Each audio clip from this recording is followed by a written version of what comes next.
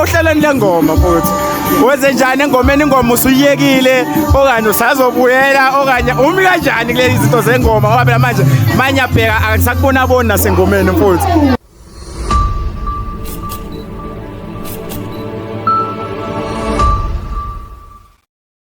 Awu sorry madoda sengize ngamthola ngiyabikelela ke uJMJ ke lona futhi uRoyboss ngihambi ke ngedwa namhlanje njengoba nibona ngihamba necrush lapha ke TikTok hey bayakufuna ingane futhi ujikijiki ke yena ke hitmaker yethu futhi sabona futhi khamba kanjani Ngiyaphila kanjani mfowethu? Ngiyaphila so futhi kumuntu ongazobukelayo futhi ngicela ungitshele nje sokwenzani lana sihlanganiswe yini kahle kahle futhi Mfowethu namhlanje into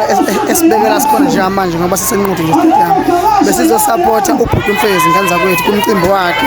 abobiza ukuthi sigaba ngengoma yebo so njengoba silana nje namhlanje sizobungaza sonke shoot ngathini nami kungijabulise kakhulu ukuthi ngithola ithuba lokuthi kube khona lana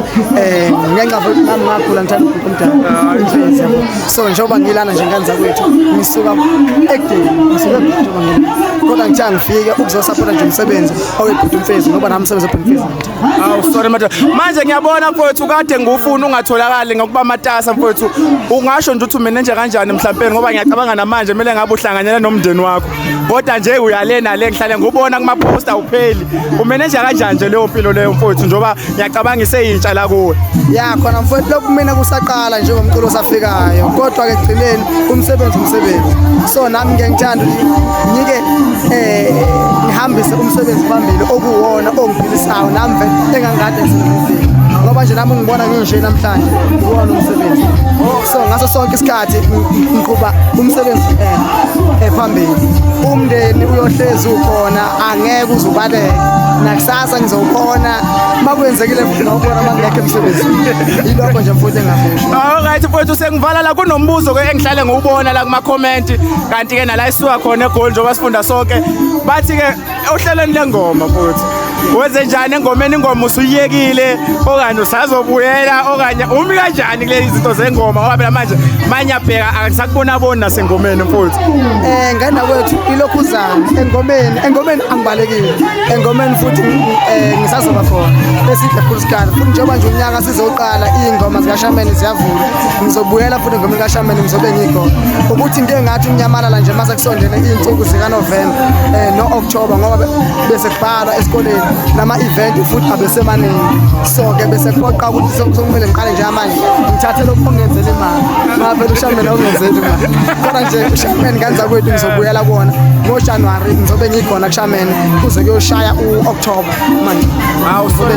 hawu kathi sengivala mfowethu ngoba ke futhi uyisifundiswa ke sifunda sonke vele eMavasithi ngicela ungicelele kubantu la ukuthi ba subscribe igama ngisabatshela manje sengivele ngikhombe la uyifundele wena bese uyabatshela ukuthi ba subscribe ngenza kwethu njengoba eseshilo kumfowethu akukho nami engizokusho okuningi kakhulu njengoba nubuka nje umbukiso phanya ngenza kwethu ngicela ukuthi ni subscribe ikakhulukazi lapho eMares anilithengi idatha lamahala ngicela ngenza kwethu ningene ku YouTube ni subscribe ngenza kwethu niphinde futhi nifaka ushow ulava kukho ke lapha na nifaka ushow ngenza kwethu emsebenzini kamfowethu omuhle awenza ngicela abafowethu mali igama asikho isidingo uyabaleka manje ayikulungile ngiyabonga